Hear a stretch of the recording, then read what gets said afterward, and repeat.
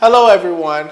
This is Attorney Sean Williams, your host of the I Can Project. As an attorney, I practice in the state of Maryland, both civil and criminal matters. And today I have the distinct honor and pleasure of interviewing a friend of mine, not even a friend, but damn near family at this point, Ronnie Williams. Now, just a quick statistic. In the state of Maryland, in 2021, there was over 4,800 foster youth in the state of Maryland. In that 4,800, you had about over 1,500 that went and stayed with a relative or adopted by a relative. Out of the remainder were either placed in youth facilities or actually adopted by a non-relative. In this episode, again, I get to interview Ronnie Williams. Ronnie Williams is an overcomer.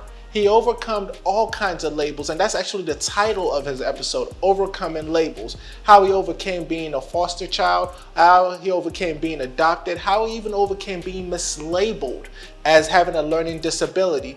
You will hear his story, and I do believe you will learn from his story as how he overcame and where he is projected to go in. Ladies and gentlemen, I am very honored to present this individual to you. Again, Ronnie Williams. This is the I Can Project. Let's overcome our labels. All right. Hello, everyone. Again, my name is Sean Williams. I have the distinct honor and pleasure to interview a friend of mine, not even a friend, actually a brother of mine, Mr. Ronnie Williams. Ronnie, introduce yourself to the folks. Well, honored and privileged to be here. My name is Ronnie Williams. Sean is a brother to me. Brother from another mother. This is very true. You're actually the only person that could go to my parents' house without me being there and have a whole food dinner and still, be good with it. 100%. And same in my household. Very much so. So let's jump into it. Again, this is the I Can Project. It is broken down in 3 phases. I can be, I can overcome, and I can build. So the first part we're going to talk about is I can be. So as of right now, your professional title is an HR specialist, correct? Correct. Okay. So talk to the audience. How do you become an HR specialist? What's the deal with that? So HR specialist basically boils down to, in my opinion, character, work ethic, and understanding and open-mindedness. So realistically, in different industries, you deal with different dynamics. Gracefully, the industry I deal with is more dealing with individuals with disabilities. Okay. So ultimately, you have to have that open-mindedness and compassion and being a great listener. Okay. And that factor when it comes to my title and my work experience with that field. Okay. So what exactly do you do as an HR specialist? So as an HR specialist, I oversee about 35 different federal government sites, and I deal with law and policy and procedures when it comes to the corporation of Melwood. Okay. So again, I've known you pretty much all my life. I know you went to school for finance and accounting. Do you need a finance accounting degree to be an HR specialist? So every organization has different qualifications in a sense. Okay. Melwood just requires for you to have a degree and of course experience.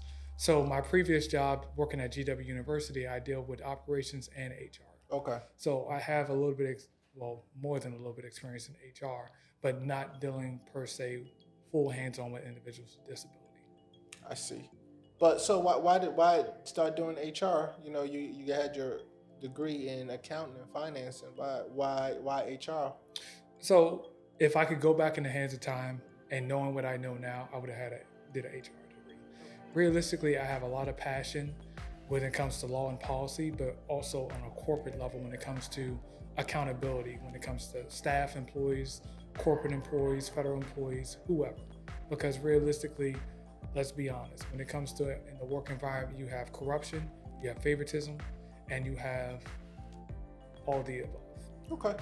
And so do you necessarily need a degree to be an HR specialist, or can you get certificates or? So you can get certificates, but ultimately for this time frame, you do need a bachelor's degree. And bachelor's degree in anything, or you have to focus on HR management, or? So it would be ideal for HR management, but realistically anything. But also qualifications are different for different companies. Okay. All right, well, let's jump into the next subject matter. I can overcome, right? So again, Ronnie, I've known you all my life, right? You're actually one of the people I got to know when I first came to this country at 10 years old, like legit. Met at the bus stop. Hey, you cool? I'm cool. All right, cool. We cool. All right. So I've known your story, and I think you really have a powerful story. And this is why I'm glad that you're able to share your story with not only myself but with people watching. So you were adopted. Correct. Yes. At what age were you adopted, if you remember? So officially, I was adopted at the age of 10. Okay. But ultimately, I was, from what I understand, I was with my biological mother, but my grandmother kind of converted me over to my adopted parents during the process when a certain incident happened. Gotcha. And so were you ever in the foster care? No. Or you just went from your biological mother to your foster parent? Well, biological mother, grandmother, then foster parents. So realistically, I was with my biological mother the entire time. Okay. Until a major incident happened where my grandmother said, enough is enough. She put me up for adoption. Okay. And so from that sense on, my grandmother did the legwork as far as meeting my adopted parents, interviewing them, and getting me comfortable with them until finally I was comfortable and started the process with the paperwork. How was that transition? Hard. Okay. Very hard. Do you remember? I mean, 10, we start to remember certain things, but speak on it. I mean,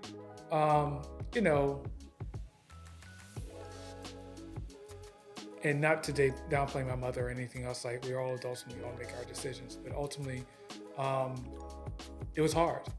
I'm an 80s baby, born in DC, Southeast 3rd and Atlantic. Either your parents were in the life or wasn't in the life. Gracefully, unfortunately, both of my parents were in the life. So my mom was heavily on drugs.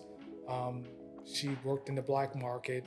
And, I remember as a kid one time, it was either you're going to eat a cold hot dog or nothing at all. Ice still on the hot dog. Nowhere to warm it up or anything else like that. I remember sleeping behind a stairwell at a young age in a DC apartment because we had nowhere else to go. Crack houses,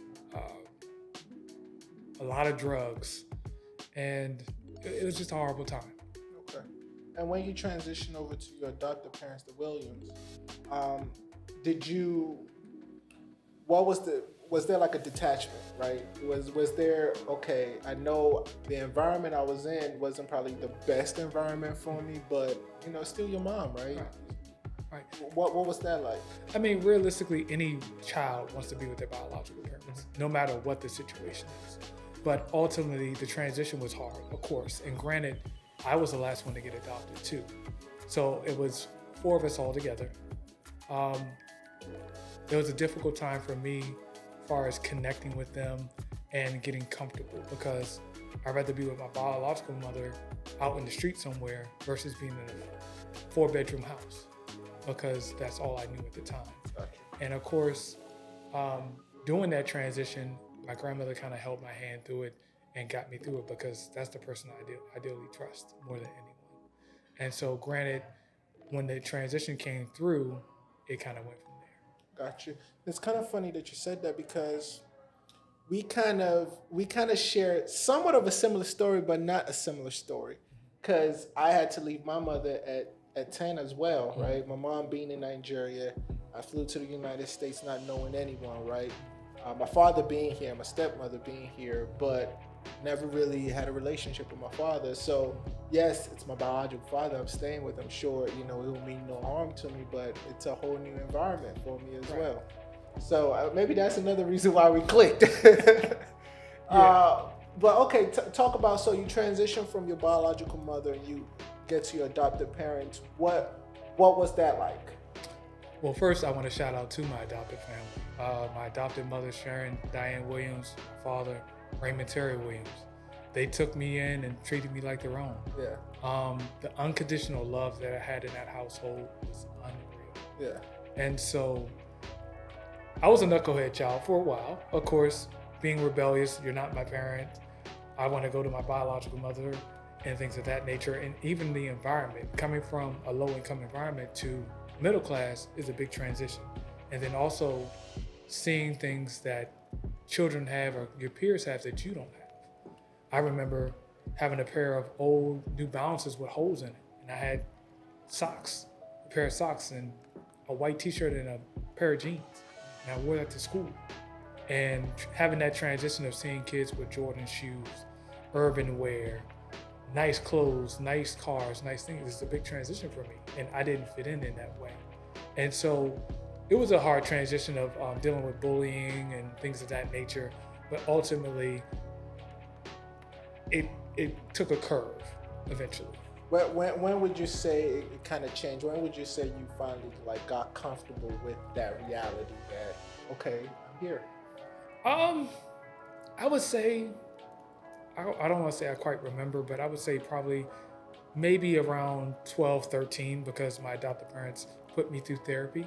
And that was a major factor for myself because what I've been exposed to and what I experienced is different from what I'm living now. Yeah, I also want to shout out the Williams. They're my parents as well. 100%. Plenty of times where we would pretty much sleep over each other's house and, they'll make breakfast and make dinner for us. So, no, definitely shout out to them.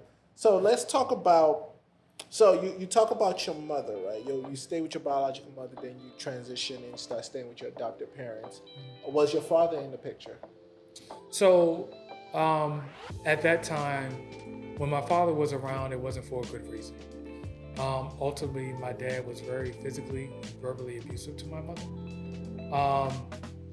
And that was it. And so eventually my father ended up in prison. And by that time, I was already in adoptive phase and got transitioned. So ultimately, my father wasn't in my life until I went to elementary school. So I had an individual that would come pick me up from social services and take me to go see him once a week when I was in elementary school. My father got released from prison when I transitioned to middle school. And so it was like he was there, but he wasn't there. I remember at a young age sitting at the phone waiting for him to call. When I did speak to him, he'd say, "Come pick me up," and I would sit there and wait at the door, and he would never come. And shout out to my brother as well, Thomas Williams. He teased me about it, and ultimately we fought every. Yeah, I remember those days. Y'all were like two pit bulls fighting each other. Exactly, but ultimately it was a big hurt for me because he was making promises that he didn't keep.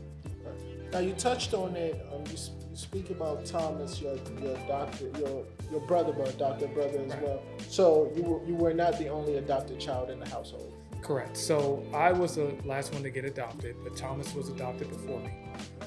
Michelle and Victoria, which you know, are originally part of the family. So originally they are our cousins, but they were adopted and they were sisters. Okay. But our aunt is their mom. Gotcha. So it was a total 4. Yes. And the Williams adopted four children, 2 that they had blood relations to, and you and Thomas not necessarily. Right. Okay. How was that dynamic? How was that household?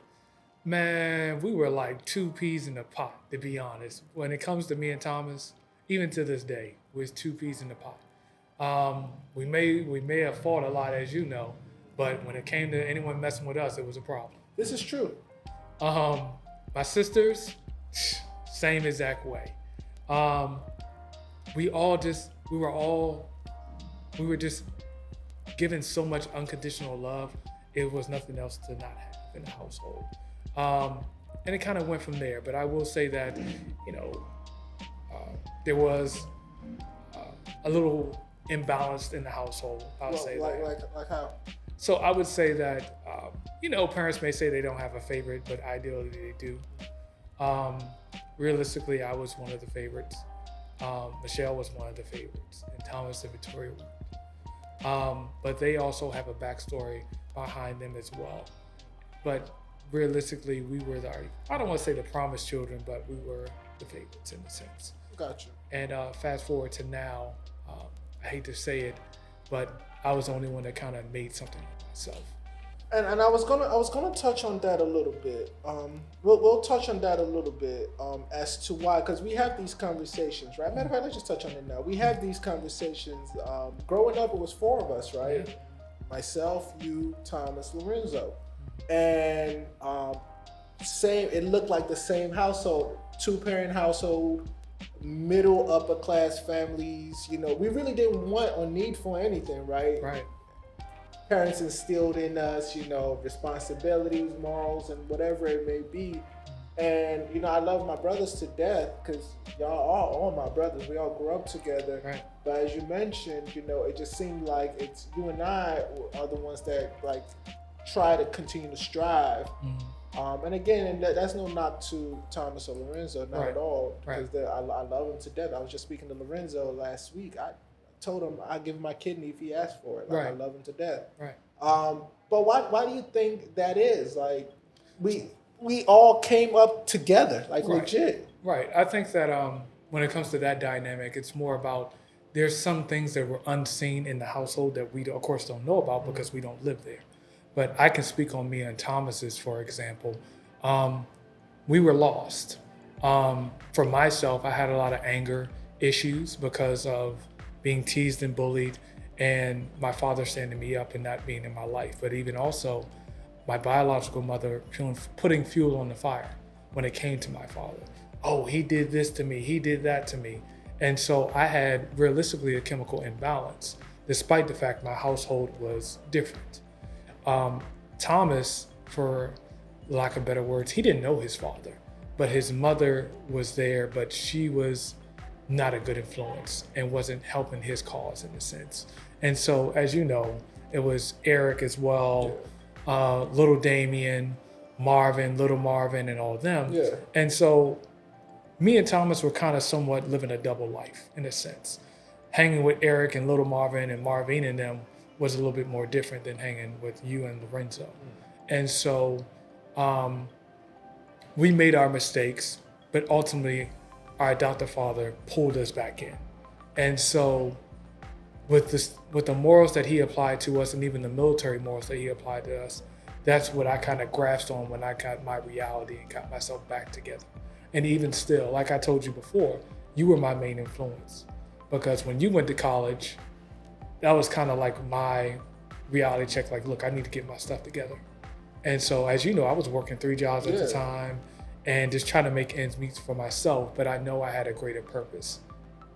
Yeah, and you say I was your great influence. You were my great influence because I'm like, look, Ronnie making buddy. Like, I need to get my life together. Because you know, I would come home from school and we would go shopping, and you coming out with bags on top of bags, and I got one little small Old Navy bag. I'm like, I'm doing something wrong in life. Yeah, but I could say that during your college years, you got exposed to a lot. You did a lot of traveling. You went to Atlanta and things of that nature. So vice versa for me, I was more home-based. Gotcha. And I got the luxury of home-based. But looking outside the spectrum would have been a whole lot better. I got you. Now let's actually transition to that. You talk about the schooling aspect of things. I also know this because, again, I've known you for a while now, as to you were diagnosed with misdiagnosed. Yes. Misdiagnosed with a learning disability. Yes. How did that come about? So I don't know where it started from, but like my adopted mother said, hey, you have a disability. And I was put in resource classes from elementary school all the way up to high school. And we had the Hooked on Phonics, and basically we used that as well. My adoptive father also had the National Geographic delivered to the house every week. And so we constantly did writing projects and things of that nature. But ultimately, as an adult, finding out that it was false information, it was kind of somewhat traumatizing, because realistically, I was held back based on a label that didn't belong. Yeah, and we're gonna break that down a little bit, but so I remember, and I swore we had classes together. To this day, I swore we had classes together because, again, I've known you. There was nothing wrong. I mean, Ronnie's Ronnie. There's nothing wrong with Ronnie. Yeah. talks fine, you know, we interact, he's good with money, whatever it may be. And I didn't know that until probably later on, I would say probably college time. Because high school, we went to the same school, right? Right. But the thing about it is, so crazy enough, I used to duck and run in the hallway when it was time for me to go to class because I didn't want anyone seeing me going to the classrooms that I was going to. So if you remember Friendly, you go straight down the entrance, there's classrooms on the right side, lockers, and in the corner. So that's where my classes were. So I would always kind of hide in the bathroom and wait for everyone to kind of get out the hallway and then run into the classroom because I didn't want anyone to see me. And at the same token, I was bullied either way because everyone knew from elementary school to high school, I was in resource classes. So you were separated. Yes. Okay. Yes. And Thomas was in AP classes. And so, I mean, even just starting from the beginning of elementary school, they used to keep the door open so people saw me in the classroom. People would throw paper at me in the classroom, call me dumb, call me stupid, slow, retarded, whatever the case may be. Yeah. And so I dealt with that from elementary school all the way up to high school. And which is kind of really messed up. You said it was traumatizing when you subsequently found out that you were misdiagnosed. It's really messed up. And I could see how that could be very traumatizing. So, you know, when we talk, I actually went back and did my own little research, right? So the Code of Maryland Regulations, COMAR, for anyone listening and is in a situation or knows someone in a situation, I strongly recommend that people know the laws that govern us, right? Because in your situation, you just don't want one person to say, oh, this is the situation, you got to live with it. You have to know what these people are talking about. So the COMAR specific regulations that deal with administration of services for students with disabilities is COMAR 13A 0.05.01 to 0.02. Now, 01 is like the basic who qualifies as a student with a learning disability and what things that need to be done. Like there's several hurdles that actually there's like checks and balances, right? In order to avoid a misdiagnosis. Right. And I wonder, like I ponder at this point, were those checks and balances done with you, right? Because you subsequently graduate from high school, and then do you get retested or? So before even that, so I was in high school. Of course, at that time we had to take the SAT. Yeah. And rest in peace, Miss Moore. I begged her to let me take the SAT, and she would not allow me to take it, being that I have a disability and I was in resource classes. So she informed me that I couldn't take it. And so I begged, I was like, how am I going to go to college if I can't take the SAT? And so even thinking back in high school, we did the same thing every quarter. And it's like, you know, we weren't prepared for life in general when it comes to getting higher education. And so it was heartbreaking for me. And then converting over, graduated from high school, my adopted mother took me to a place in Oxon Hill, Maryland, where they deal with individuals with disabilities who want to go to college. So they did a test assessment, and I got the results back, me and my adopted mother, and the guy said I can't multitask, I wouldn't be able to go to a higher level when it comes to going to college. Which is wow, because you were already working in high school. You were working like 2-3 jobs already in high school. Once again, and it was heartbreaking for me because I looked at my adopted mother and she didn't say anything. So I got up and stormed out. And so, you know, it was hurtful for someone to tell me that and saying that, look, I'm sitting here working 3 jobs. And at that time, I was attending PG Community College. Yeah. So how can I not accomplish this goal that I want to accomplish so bad? And so, you know, at that time, I just continued to work and just went from there. But then also, I applied for Morgan State University. Yeah. And got accepted. And then, you know, the old Oldsmobile, the Cutlass. That Cutlass, that thing was a death trap. Hey, man, it got me around. It got you barely, though. Hey, listen. Barely.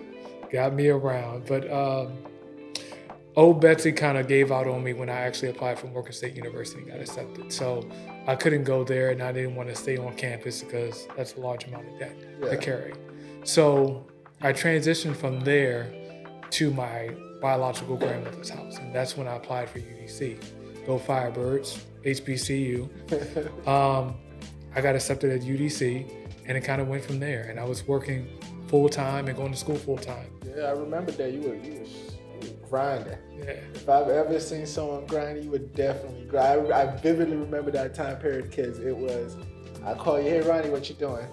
Oh, I'm studying right now. Okay, cool. All right, what you doing after? I got study some more. Okay, what you doing after? I gotta get ready for work. Bruh, you don't got no time. Yeah, I mean, it was a grind for me. Just, being independent, but also not having that full financial resources from your parents is kind of hard, and you have to do it on your own. Yeah. And so when you make a decision, it has to be on concrete or solid ground. If it's not, you're going to drown. You got to figure out how to resurface. Yeah. And so I was working full time at Wells Fargo, Wachovia / Wells Fargo, and going to school at night. I was getting out of school 10:30, 11 o'clock at night, and then taking public transportation. But this is an individual that has a disability and can't comprehend or can't make it to the level of college. Yeah, and that's wild to me. That really is wild to me. So did you ever get retested again, or you just said, bump it, I know I can do this, and I'm just going to do it? So I never got, I don't want to say I never got retested. So after I graduated with my undergraduate degree, I started to go to therapy. And I had spoken to my therapist about the situation, and she acknowledged, like, you don't have a disability. Yeah. And it was a mind blower for me. And it was a breath of fresh air hearing it, but ultimately I knew it wasn't true. And I never took that label as well. And so understanding that, everyone learns differently. You just have to figure out how you learn. Yeah. And that's one thing you learn in college. So for me, I'm more of a visual learner. So if I write things down multiple times, or if I read it enough, I got it. And it's just that simple. And having an accounting degree is hard. Yeah. Oh, man. And realistically, it was more of a self-satisfaction for me, and a weight lifted off of me knowing that label is not on me anymore. Let me ask you, when did you graduate from undergrad? When did you get your... I got my undergraduate degree May 2016. Okay. And you know what the crazy thing is, that when we went out for lunch that day, that was the first time I ever seen your pops cry. Yeah. First time that man was crying. That was the first time I ever seen your pops cry. Yeah. Let me ask you, at any point did you rekindle things with your mother and your biological father, or is it still a strained relationship? So my biological mother has always been there. My grandmother made sure that I had that relationship. Like, as you know, my grandmother's my best friend. Yeah. And she always kept in tune with me and all my cousins. And she always made sure I got to visit my mom and everything else like that. But I can say the relationship that me and my mom have, it's not like a mother-son relationship. It's more of, I'm the parent and she's the child. And vice versa for my father as well. I didn't find my father till I was 27.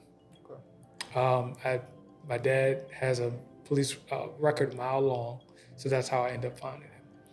It was 8:30 at night, and I drove to his house, knocked on the door, and said, "Hey, I'm looking for this person." "Oh, I'm him." Wait, hold on. Let's go back. So you just like, no warning, no nothing. I'm just gonna show up at the door, and whatever happened. Yeah. Let me just ask you, what were you thinking? Like, what was going through your mind? I mean, I wanted to know who my father was as a man. And realistically, the labels that I only had of my father were bad. Okay. And initially, you can't, I'm not going to excuse any type of bad behavior, but ultimately there's a deeper rooted reason of why things happen. And it's not my place to know because it wasn't my time frame. And so when I knocked on that door and he turned on the light of the house, he said, honey, this is my son. I mean, I know he knew it was you because y'all are identical twins. Twins. And so he let me in the house and we talked, hugged, and everything else like that. And it kind of went from there. How did that feel? Breath of fresh air. Okay. I mean, because I was nervous. I didn't know how he was going to respond. And that was a major scarcity for me because realistically, he could say, "Oh, I don't have nothing to do with you," and slam the door in my face. But it didn't work that way. Okay. And so... were you prepared for that if it went that route? No, to be honest. Okay. So you just took a leap of faith. You know Yeah. what? I found you. It is what it is. Yeah. Yes. Okay. Was there any question of, play, where you been? Or... So after like just researching and everything else like that, my dad lived 10 minutes away from me everywhere he lived. Wow. But he didn't have the maturity or the courage to come see me for whatever reason. Was that conversation had with him? Or did you just say, you know what, I'm going to leave the past in the past and... No, because realistically, I needed closure from all of everything that happened in the past and understanding my father, who he is as a man. And ultimately, we can't have those tough conversations because of the maturity level. But understanding his story and how it collaborates to my birth and to present is horrible in a sense, because my father went through a lot when he was my age and younger. My grandfather killed my grandmother in front of him when he was 10 years old. And he's the oldest out of 4. And he had a very close relationship with my grandmother. They were like hip and hip. And he had to take on the responsibility of his siblings. And he had to go through a lot of trauma of family not being supportive, taking money, not supporting them at all, and trying to figure out life on his own with his siblings. And so, crazy enough, my grandfather didn't go to prison for the crime, and he up and disappeared. And so I did some research myself on my family, because that's something that's very big for me, of knowing who my biological family is. And come to find out, my grandfather was born in Brooklyn, New York. We have family all over New York, but mostly in Brooklyn and Jamaican Queens. His parents migrated from Kingston, Jamaica, St. Anne, Jamaica, and they transitioned here. Now, my grandfather was very educated, but he was also in the military, and whatever trauma he had. And so my grandmother was a hard worker. She's originally a DC native, and we have roots on the Caribbean side on her side as well. But ultimately, the dynamics were so much different, because I found their marriage certificate. My grandmother was 18. My grandfather was 36.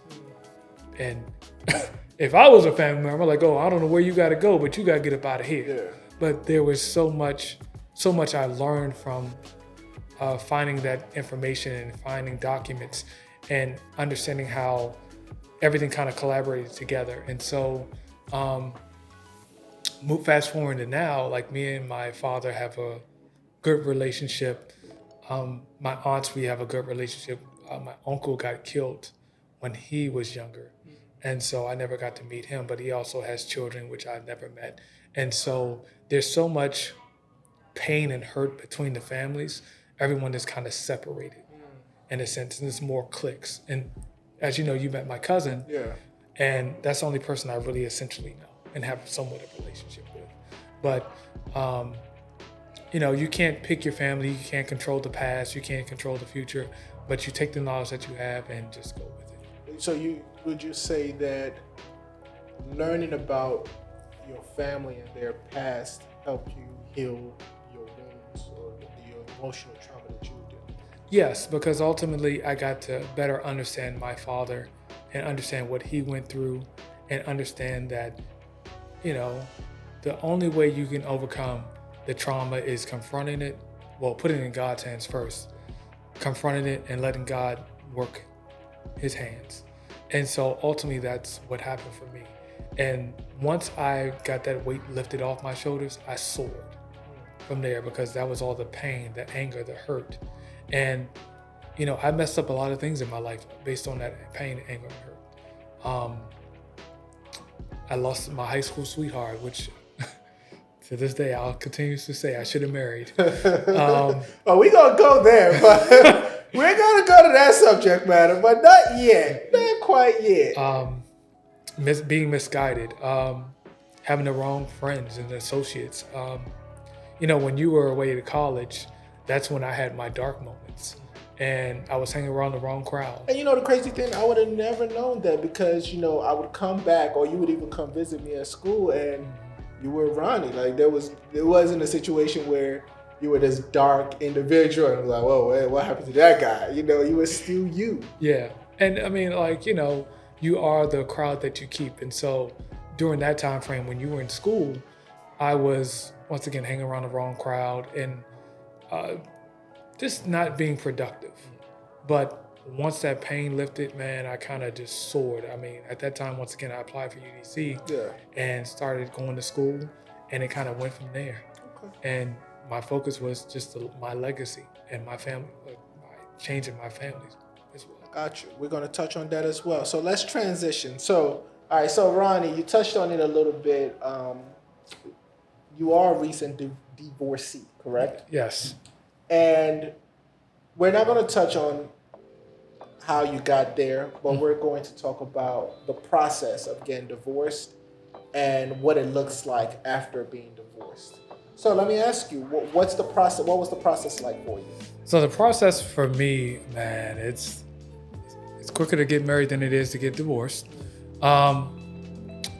Basically, the state has things in policy where you have to be separated and then go for an annulment or go for an actual divorce. And you know what? When you told me what you were going to do, I offered to help, right? I vividly remember that conversation. I offered to help because like you said, but Maryland also just started something new. It's called, what's the name? Consented divorce, right? Mm-hmm. Where if both parties agree to go their separate ways, then you go your separate ways. Now, in your situation, that was not applicable, right? Exactly. You wanted to go your separate way, but another individual said not so much. Au contraire, mon frère. Exactly. But as you mentioned, in that case, then you do have to be separated for a year, no cohabitation and all that good stuff. Yes. But was it longer than a year? Did you have to wait longer than a year? I mean, I know you were doing it during COVID and everything. It was a total of 2 years. Wow. And it was a lot. Okay. Emotionally, mentally, draining, everything. Was it really a fight? Because you guys didn't have any kids, correct? No, we didn't have any kids. And you guys didn't have any property together? No. Okay, so one would think streamline, right? Exactly. There's not really much for us to split. These are your stuff, this is my stuff. You came with yours, you leave with you come with, or you leave with what you came with, right? Exactly. So why was it such a struggle for you? The main struggle for me was that I loved that person. Okay. And my dream and my vision was I'm going to be married forever with this person because I genuinely love that person. But you have to also understand, once again, from a biblical standpoint, did God sign off on your marriage? And the second thing is that you have your authority figures as well, which is also biblical. And so, this is the first time I ever brought someone around my biological family and just really understanding the dynamics of my biological family as well. Everything was new to me in a sense. And so, my biological family had some wisdom, but didn't give it. They saw that I was madly in love with that person and I wanted to be there. Yeah. And I would say everybody around you, including myself, hey, you know, you can't, one thing I don't do is I don't overstay. Although you're my brother from another mother, I love you to death. But when it comes to matters of love, it is what it is, right? Yeah. And I mean, it was a learning experience for me, hard learning experience, but ultimately, in due time, everything ended. But ultimately, God puts things in your life for a reason, and He knows what you can handle and what you can't handle. Facts. What does it look like post-divorce? Are you out in these streets? You're back in these streets? I mean, I would say I'm single and ready to mingle, but ultimately... That sounded creepy a little bit, by the way. Just to let you know. Single, ready to mingle. Ladies, I am single. Okay. And I would say that, the main thing is for me is that the next person that I meet or future is that, God signs off on it. That's the most important thing for me. Family is second. Gotcha. And so, right now I'm focused on goals and what I want to accomplish. And also if someone transitions into that plan, we'll go from there. Okay. Now, you touched on it. I mean, actually, it's like a smooth transition. Goals and what you want to accomplish. What does the future look like for Ronnie Williams? The future for Ronnie Williams, right now, God is working in mysterious ways. So, as you know, I'm transitioning to a new job. That we can't talk about. Exactly. Also, being a home buyer, traveling more, of course, enjoying life. Originally, if I meet the right person, start a family, children. My father keeps asking me every week when he's going to be a grandfather. So those things are in planning motions for me, but also investment as well. I already do a little bit of community service amongst my environment, but also taking it to a larger level. As we all know, Baltimore is an open market currently right now. Yeah. And so there's a lot of low-income environments in Baltimore that need to be touched. It can't be just certain programs are being reached to certain communities. It needs to go to the lower income as well, because I came from that environment. If that one little hope or that one little program can change someone's life on a whole nother level. Yeah. And so I think that's something that needs to be major in the Baltimore community, but also in the African American community and the Latin community. Okay. Say less. Last question. You've talked about, your future goals and aspirations. I'm going to ask you this one last question. And if you know, you know. If you don't, you don't. What is your wildest dream? What is the dream that when you even think about it, it like gives you shivers, because you're like, man, there's no way, God, there's no way you're going to give that to me. There's absolutely no way. What is your wildest dream? My wildest dream is accomplishing God's purpose for my life. Okay. That's the biggest thing for me, because ultimately, we're not here to do what we want or just be here on our own time. God has a purpose for all of us. And once he acknowledges that purpose for me and I get into that transition, it's going to be amazing for me, because that's the ultimate goal. That's it. You know what? That's actually one of my biggest fears is, we all have an end date, right? And your end date comes and you go before St. Peter and he opens up that big book, right? Mm-hmm. And as you mentioned, we all have a purpose, and I was supposed to accomplish 7 things while I was on earth, and I only accomplished 3. What's my excuse, right? Exactly. I'm like looking at play like, hey, St. Peter, you know my heart. I should have, but Exactly. I was tired. I couldn't do it, right? Exactly. So no, but from your lips to God's ears, I've known you all my life. I love you dearly. I know you're going to accomplish everything that God has set for your life, and plus, actually, it's not even just going to be the things He's put in your life, but you're going to even go abundantly. You're going to succeed, and it's going to be generational, right? It's not just going to be Ronnie Williams. I know you're always planning for the future and the generational wealth aspect of things, and that's all going to happen, and I believe it. Yeah, thank you, man. I appreciate it. I mean, I think that just the dynamics of my family now, on my adopted and biological, first generation of education, Wow. master's degree. My sister's going to Morgan State University.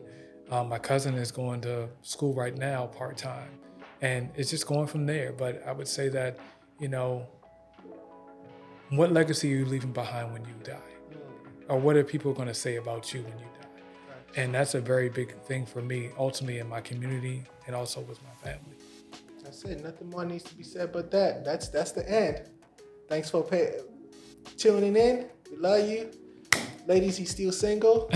Eligible bachelor. Y'all say there's no good man. You're a good man. That's all I got to say. Right, man. Appreciate you. Ladies and gentlemen, you've heard Ronnie's story. How he became an overcomer. How he overcame the label of being adopted. How he fought his trauma. You heard his story. And the goal for the I Can Project is that hopefully his story helps someone else that is going through something similar. Not only did he overcome being adopted and having to leave his biological mother and go to an adoptive family, but he also overcame being mislabeled as having a learning disability, and how he continues to soar and actually at this point uses it as a motivation to excel in life. Lastly, you heard him speak as to the divorce process and now how he is in these streets, single and in a creepy way, looking to mingle. But you heard that as well. This story again is for you.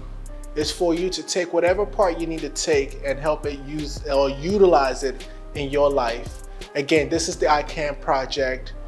You can be whatever you want to be. You can overcome whatever is in front of you, and you can build whatever you set your mind to. Thank you.